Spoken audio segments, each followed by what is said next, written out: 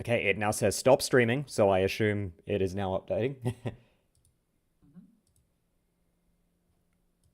And you're good. Fantastic. I don't see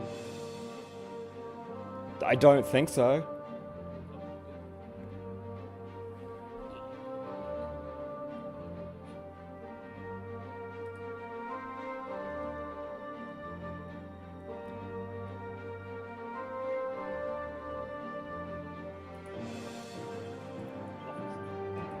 Yep. good. Alright. Okay, I can just start sharing that one around. All right.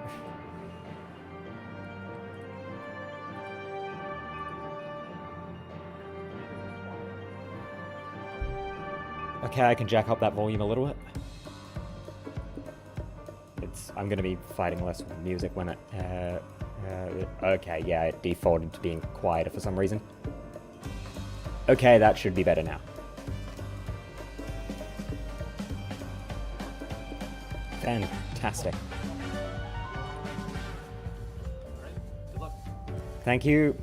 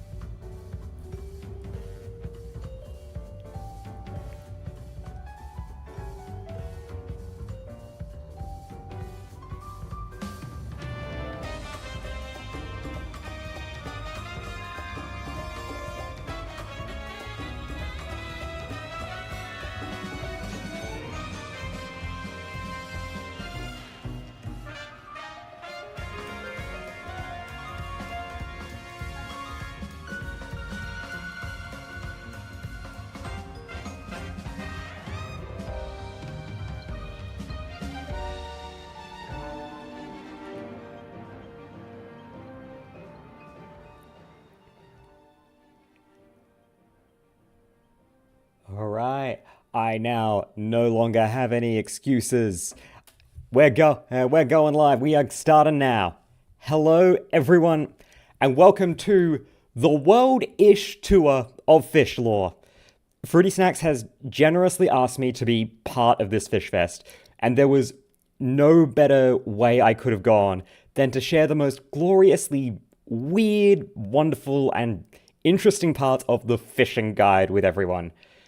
People underestimate it, but fish lore goes hard, and it goes niche. It's amazing the sort of weirdly specific stuff we find out in there. But who am I? I'm Claritic. Hi. She, her pronouns, if you please. I've been doing lore videos for about an expansion cycle now, with a bit of a focus on making it all accessible and celebrating the fact that sometimes it can be silly as all hell. A lot of lore topics have to seriously discuss Hildebrand, so you've got to embrace the fact that our hobby is extremely silly. And I got into fishing specifically for that lore because, wow, this is a really underappreciated part of the game's overall storytelling. But what are we doing today? Well, we all learned at a FanFest panel that fish lore is how the writers flesh out the actual lore, where they show their work on all the stuff they couldn't quite fit anywhere else. So, we're going to show their work, and we're going to look at one interesting fish for almost every region of the game. That means sometimes that means nation, sometimes that means a specific zone. I just go with my gut as to where I drew those lines. And we're not just sticking to one category of interesting here. We're going to see some fun jokes, we're going to see some really deep-cut world building, some stuff that everyone just sort of knows but didn't know that actually came from fish, and even some foreshadowing ? That part gets a little weird, you will see. It's going to be great. We're also going to see just overall trends I found in how the developers do these fish descriptions, which at the very least I think is interesting to see how all this particular sort of writing developed. But what won't we see? I had to draw some lines somewhere. First, we're not touching on ocean fishing. That list is really big, I don't know how to cut that into sections, and I haven't filled out that fishing log because I am scared of a 15-second intuition window. Second, we aren't touching the first because that's the focus of the art party. That said, a quick peek of what would have been there. Look at the Aquamaton's description sometime, compared to the fishing hole that it's in, and realize just how far out of control that one got. And if people have seen my videos, you might also know that I love the Forgiven Melancholy, a fish that's just straight up a sin eater.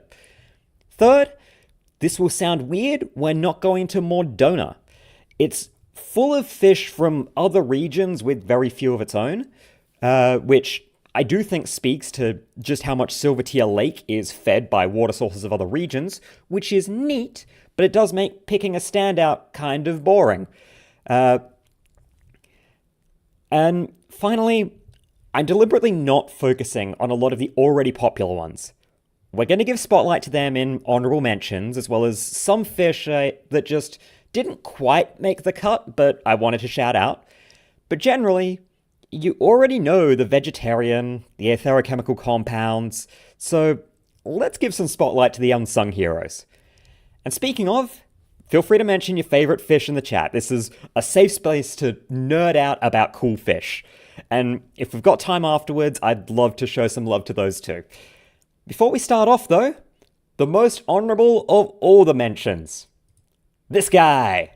Friend to all, and coming to us later this year as the alright, is the, oh boy, I just realized I have to pronounce this, Sakaban Baspis. Personally, I think that is more fun to say than the name we actually gave it. It is a prehistoric fish that probably didn't look like this. This is a pretty bad speculative taxidermy, and yes, it is very friend-shaped. It was alive in the Ordovician era, and it was roughly contemporary with a couple of the other fish we know in the game, including the Endoceras in Western Lanosia, and the inspiration for the Triana in Ultima Thule. This picture also became a pretty big Japanese meme around 2023, which is probably why it turned up. I didn't have any other place to talk about this guy, and we're not going to dip into real-world fish anywhere else, but look, he's in the background. I have to give the guy his due. But we're going to start with A Realm Reborn. And you know that one line from the lore panel, "It's been 10 years and we've run out of fish facts"? That was 10 years ago. And yes, that particular bad taxidermy of the Sakaban baspus is actually from a Finnish museum.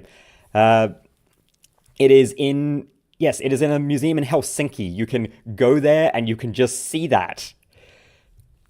Still, the fish descriptions through A Realm Reborn are almost all really refreshingly mundane. And while I didn't do a whole lot of verification, I'm pretty sure most of them are just real-ass fish, just transplanted into Eorzea. That said, it does make them a little bit dull at large and might be responsible for why a lot of people just don't really read them. That said, we've found some good ones. First of all, we're fishers, of course, we are starting in Lanosia. And of course, our honorable mentions are the 4 fish that got roped into being actual raid mechanics. The Navigator's Dagger and Navigator's Brand, and the Little Thalios and Little Pericos. I'm sure they don't need the introduction these days. I also want to highlight the Meteor Survivor, whose description is a riff on teaser text for A Realm Reborn, and that just goes really hard out of nowhere if you're just reading the fishing log like I was, trying to find interesting things. But as for our first spotlight, this is the greatest bream in the world. Well, this is not the greatest bream in the world. It is just a tribute, which is its actual lore. Far Eastern fishers would provide their bream catchers as tribute, but to show proper fealty, it became custom to always declare them to be the best one, no matter what. This is, I think, a great example of the Koji Fox approach to lore. Make a joke and then figure out the rest of the lore later. But it's also a great example of something special that became a bit less so over time, because this is also one of the earliest pieces of Far East lore. It released one patch before Ninja.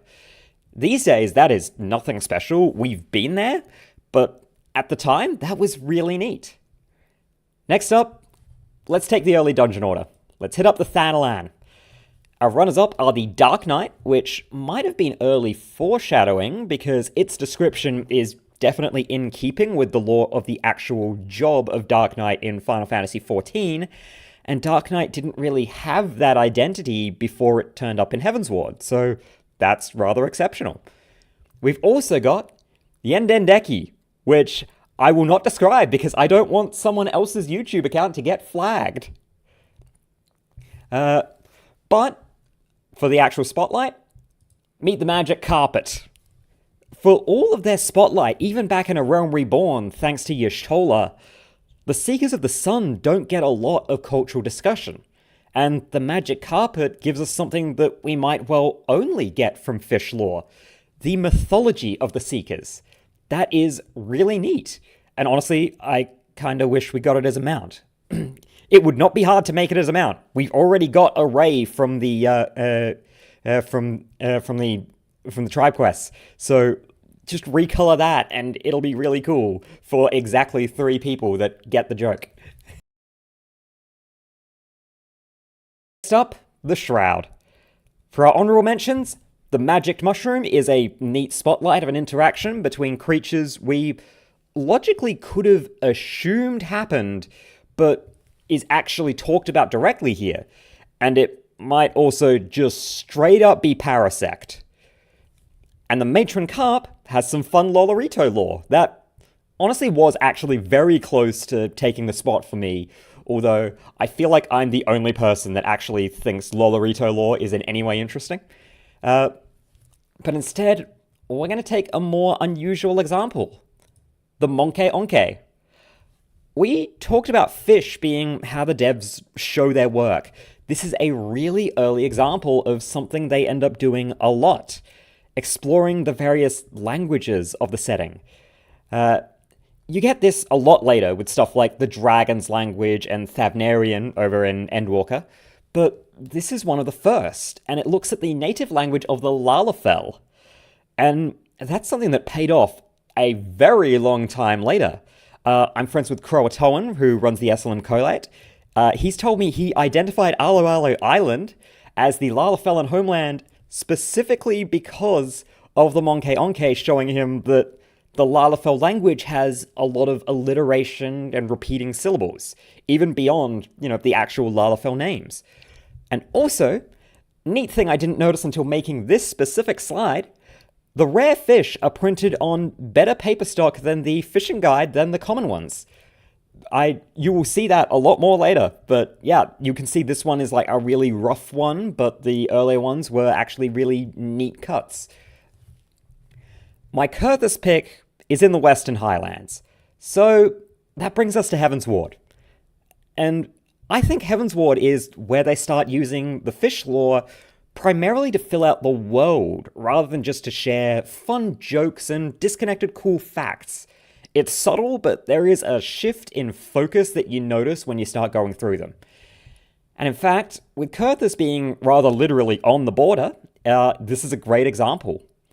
For the honorable mentions, we've got the Skyfish from the Central Highlands, which is based on a real-life cryptid. If you are a JoJo fan, you have seen it. They were the big focus of the Sky High fight in Stone Ocean.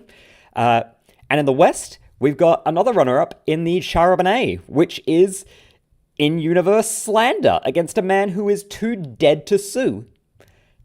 But for our spotlight, the Lariale, which I think is a great example of using fish to build out the off-screen world. It's named after an Ishgardian steamship, and it's a nod to a part of Ishgard that just doesn't really exist in the game otherwise. It's ships and naval interests. Presumably, that eternal winter kind of put the freeze on that one. I won't ask you to pardon that pun because I know I don't deserve it. And yeah, I'm not sure boats are fantastic for dealing with, dragons. I feel like that's not a really great situation for Ishgardians to be in, but they would know better than I do. In Dravania, we've got one runner-up, and it is Problematicus, which I think is my favorite joke fish. It is just a really cute one. And as an aside, it is still the biggest fish in the game at an average size of nearly 75 feet. It's about 22 3/4 meters for the metric system folks. But if that's our runner-up, what's our winner? It is the unassuming armor fish from the hinterlands. And I want to give you a little bit with the description up to just see if the chat can figure out why this one is especially interesting to me. I should have realized that this part is just going to lead to a lot of silence.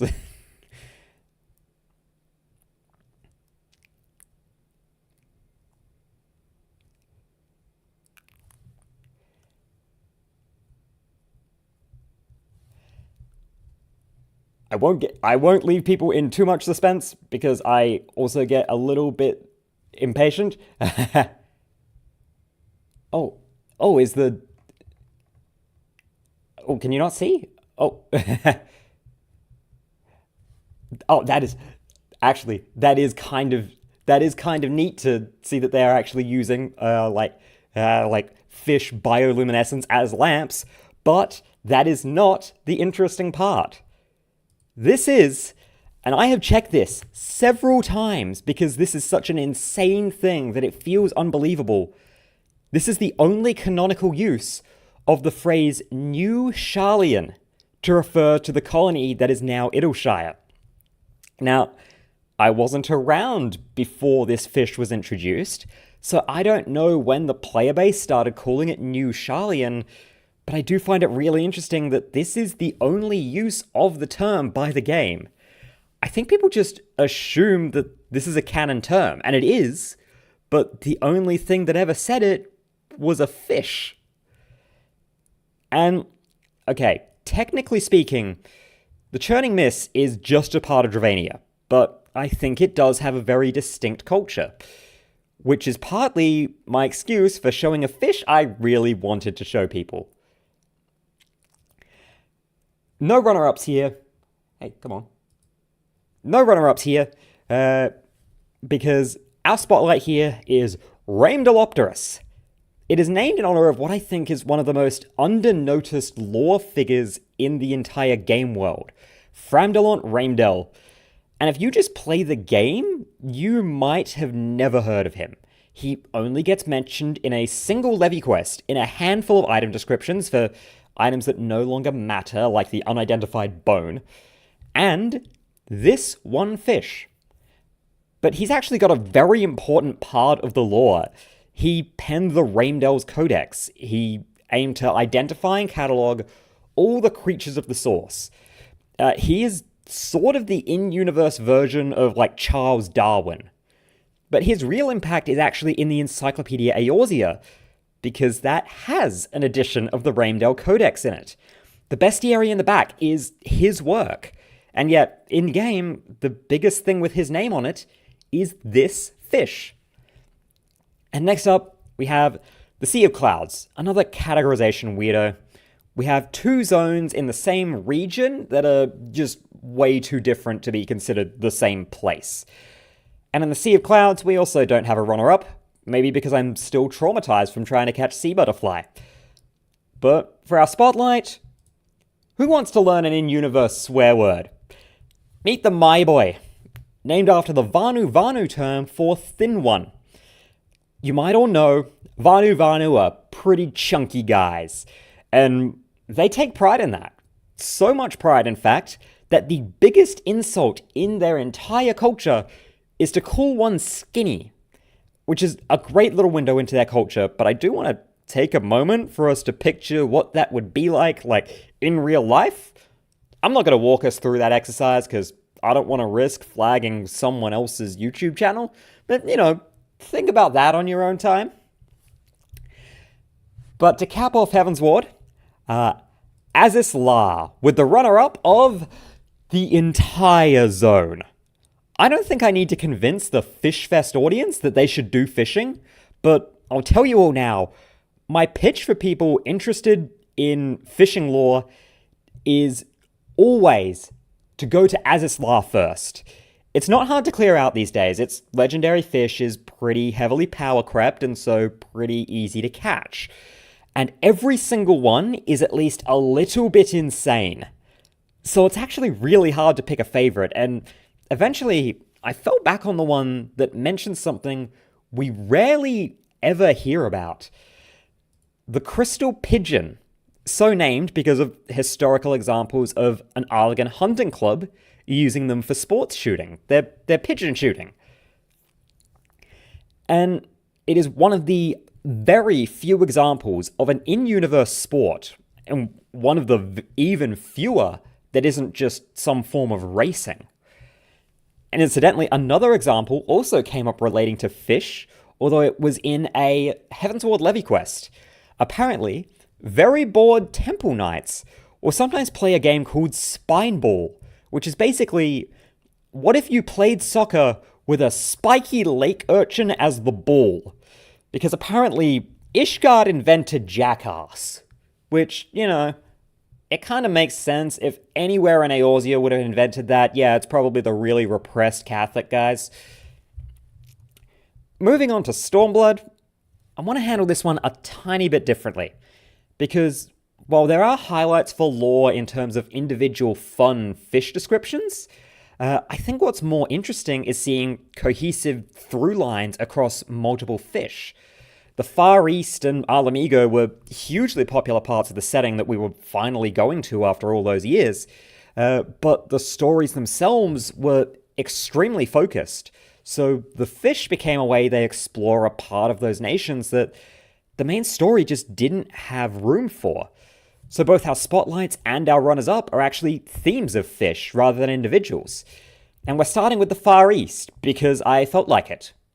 Our runner-ups over in the Azim Steppe, the fish respect the culture around them by having two gods, by also having a few paired fish.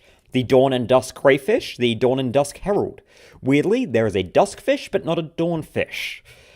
And of course, we can't neglect the vegetarian. A FanFest wrote the thing, and to this day, it still causes people to pump the brakes and just stare at it. But our spotlight is a trio of Yankshan fish. The Bokuden, the lordly salmon, and the axelrod. Doma was a bit of a weird place. Well, Doma was in a bit of a weird place when we turned up. It's a nation with a deep history that's very important to its national identity, but whose story was really heavily focused on its present. So there's a lot of weight that stuff on the sideline had to pull instead. And the fish joined in. These three fish talk about a battle, a figure, and a story that we never hear about in any other way. Knowing that the writers use fish to fill in details they can't fit anywhere else, this makes a lot of sense. This is part of how they reflect Doma's love for its own history. It's also a second spotlight on gift culture. The lordly salmon story is similar, but completely distinct to the greatest bream in the world. And also you can see what I mentioned earlier, that the common fish have just sort of a scrap of paper, and the rarer fish have really nice paper stock. And similarly, looking at Alamigo. Our runner-up is the entire fishing hole of Loch Seld, but not quite for a reason it says. It's the fact that every single fish is white. A few of them make a point of describing how they've adapted to the salt lake itself, but it's clear that every single one has also adapted to blend into its surroundings. While we're not talking about Shadowbringers, you do see a similar thing over there. There is a lot of albino fish, either because of the surroundings or to pass themselves off as sin eaters. But for Alamigo, I want to highlight what I think is the biggest example of fish lore stepping in when the story actually can't. There are two different electric fish that are associated with Rolga. Aside from the actual zone of Rolga's reach, Alamigo's story doesn't have much time for the religion that their people hold dear. So the fish step in, showing that the worship of Rolga steeps into every part of their culture, even just to looking at fish. There are fish named after elements of the 12 all across the game, but Alamigo only has Rolga fish. It really reflects while these guys believe in a pantheistic religion, yeah, Alamigo only cares about one god, and it's the god that can punch out your god. He can definitely punch out my god. My god is Althic. We all know now he's a wimp. Also, worth giving credit, I think the electric catfish is very funny. We deny that it's blessed by Rolga, not because Rolga isn't real or doesn't do that, but because this catfish absolutely has not deserved it. And finally, Endwalker.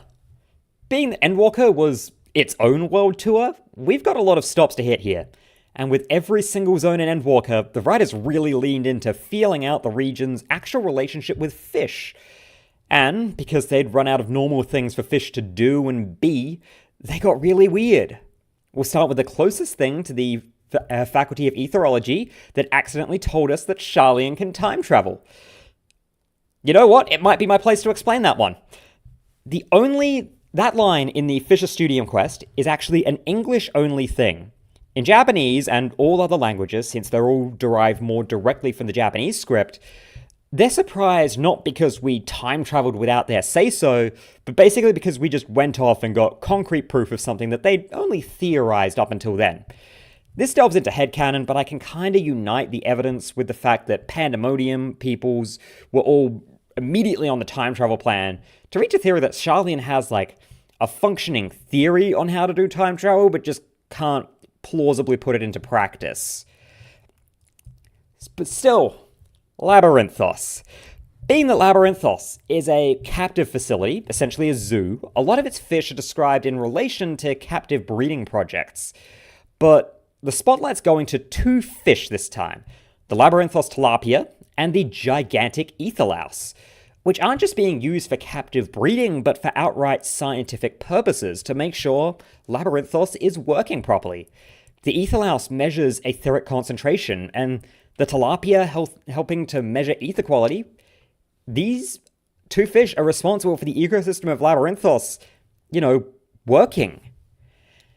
Over in Thavnair, this one had a lot of what we talked about way back in Gridania, where they use it to build out a lot of the language of Thavnair. And in fact, the spotlight fish is one that does that.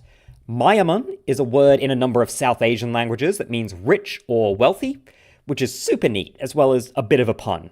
You catch it in the font of Maya.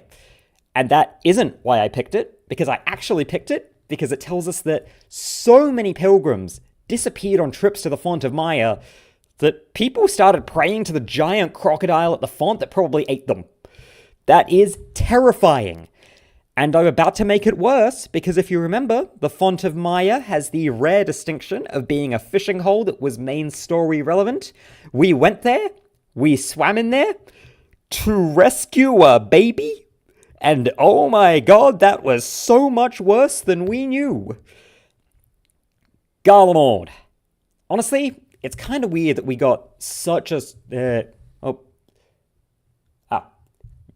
Garlemald.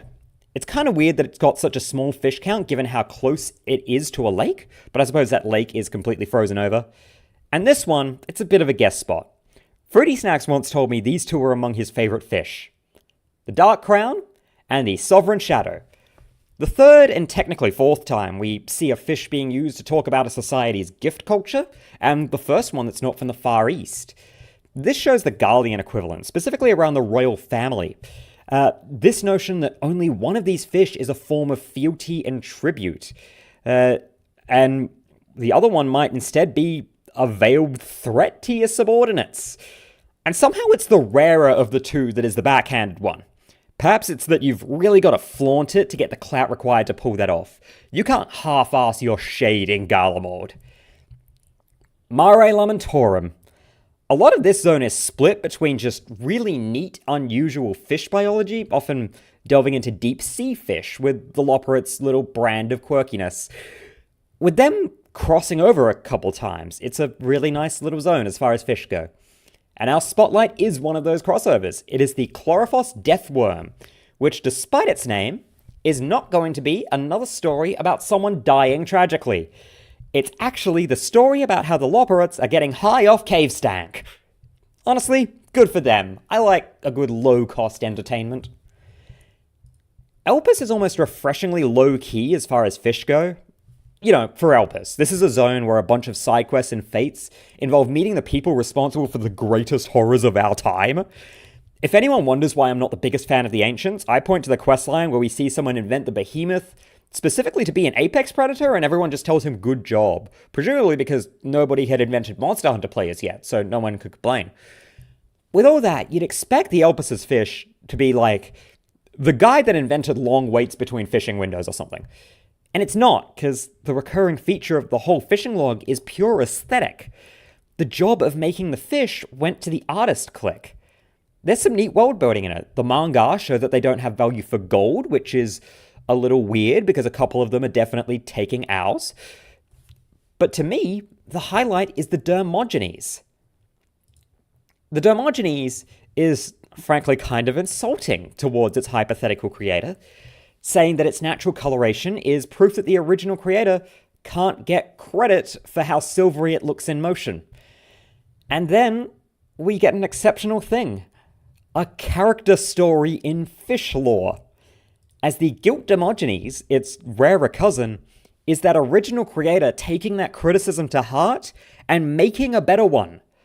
The notion that these fish are created serves up a rare situation where they can actually do character stories, and it's neat to see that they actually realized that. And finally, Ultima Thule. I actually made a video all about Ultima Thule's fish because the developers themselves said that they were their favorites, which makes sense. Those are a delightful exploration of cosmic beauty, cosmic horror, depression, and a surprising amount of dragon lore. But that does also make it kind of hard to find a highlight. These are all bangers, and if you want to see more like this panel, watch that video. Still, I did find a couple honorable mentions. The EBE 9318, I've heard it might be a Star Control reference, I wouldn't know. but it's maybe the fish that I've most seen cause people who aren't into fishing to stop and ask, what the hell is going on over here? I know I've gotten that response from a friend's Discord server when I actually linked it, but I felt like, to make for a proper finale, I had to spotlight one that didn't appear in the video. And against all odds, the game delivered a doozy for that one. Fitting given our honorable mention, and fitting for the finale, our star is Ultima Thul's legendary fish, the sidereal whale. The only fish I had to ask someone else to get a picture for because I hadn't caught it yet. It says that the whale is the probable origin for the lunar whale of Mysidian myth, the one that our mount is based on. But most of the fish we've talked about have answered questions, albeit questions that most people weren't asking. What does the Garlean royal family gift each other? How much does an everyday Arlamegan revere Rolga? Does Ishgard have a navy? But this one asks us some questions. First of all, how did a fish on the end of the universe inspire a myth on the source? And second of all, wait, Mysidia? Yeah, not Mericidia. Mysidia. For people who aren't super into the entire series of Final Fantasy, Mysidia is a town of mages that's a low-key recurring Final Fantasy feature. In the mainline games, it's been in 2 and 4, and in 4, that was where the original lunar whale was. It was also the name of one of the 1.0 servers. All the 1.0 servers were named after famous cities from across the series history. And it has never appeared in the game otherwise. The description of the lunar whale only calls it a distant land. And given it was made by the Ironworks, we can confirm that land is somewhere on the source. They don't have access to anywhere else. The name has never come up before. And some of you might think, wait, what about the Mysidian rabbit when you flob a Mudra? That's not a Mysidian rabbit. That's the reference being made, yeah, but the ability is called the rabbit medium. It's not Mysidian in Japanese either. Over there, it's a Naruto reference. So, the last laugh of all of Endwalker fish lore, all of Endwalker lore at all, was sneaking in a whole goddamn country for us to speculate about. I think that is an awesome ending for all of this. And I didn't actually make a final slide for this, so we're just going to sit on this. Thank you all so much for being here. Thank you to Fruity Snacks, the Eorzean Museum Network, for giving me this opportunity. We've gone a little over time, so unfortunately I can't do a bit of highlight of the audience favorites, although I did see someone mention the Taniwa from ocean fishing. So yeah, if you want to see more of me, I am on YouTube at Cleritic. I make a whole bunch of lore videos. Yeah, sure. Let's jump over to on camera for a bit of on face talk about fish. Let's turn on camera capture. You can all see me, and yes, I have been wearing a fish dress this entire time. So yeah, this has all been really great, and you know what? Let's pull up the Taniwa, because I actually don't know what that one is.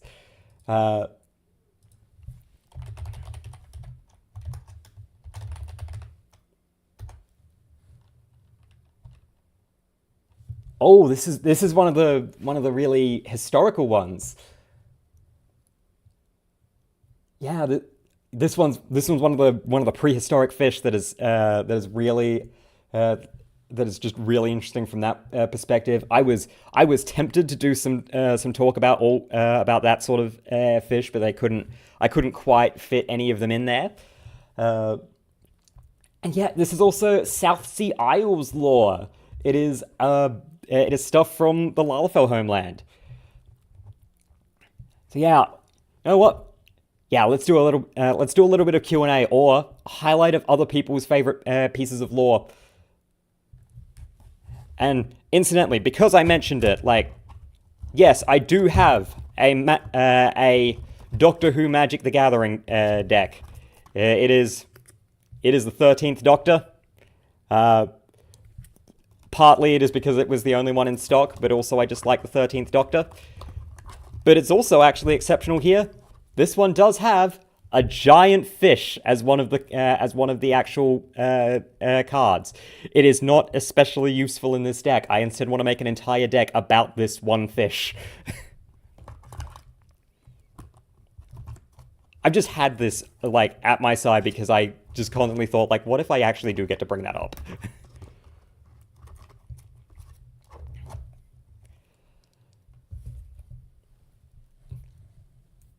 So yeah, what are there any other real good ones to bring up?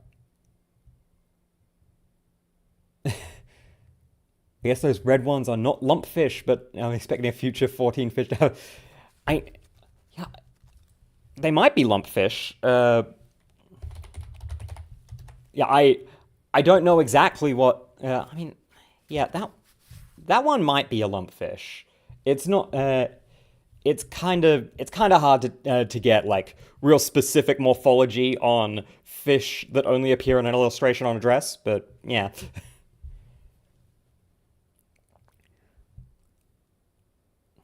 Oh god, and the first thing in the people also ask for lumpfish is, why is lumpfish caviar so cheap? I wasn't asking that, but now I'm almost curious.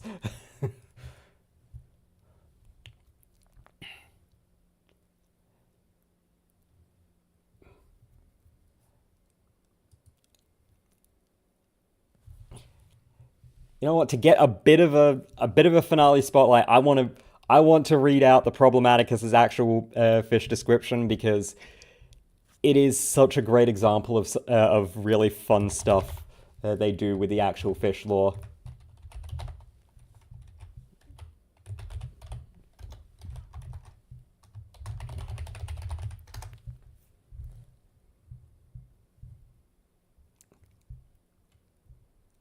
Yeah, I'm gonna wrap it up here a little bit with with a bit of a quote on the actual description.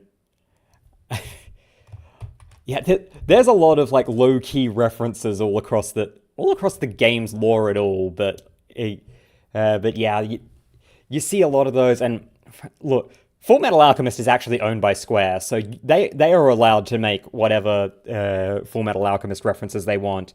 In fact, the Wind Up Athena has one that references the one Full Metal Alchemist joke, which I thought was very funny. But okay, I think I'm going to cap off with the description of the Problematicus. When this particular specimen was presented at a naturalist symposium for classification, the day ended in a flurry of fisticuffs following a heated argument over whether or not it was merely a fake stitched together in a cluttered study. The following day, the claims were voted baseless, and the Wavekin released its new official name. It is such a cute window of like completely weird nonsense that's just happening just like off screen from all the stuff we're doing in our day. And I love every time the game gets to do that, and Fish Lore lets it do that so often.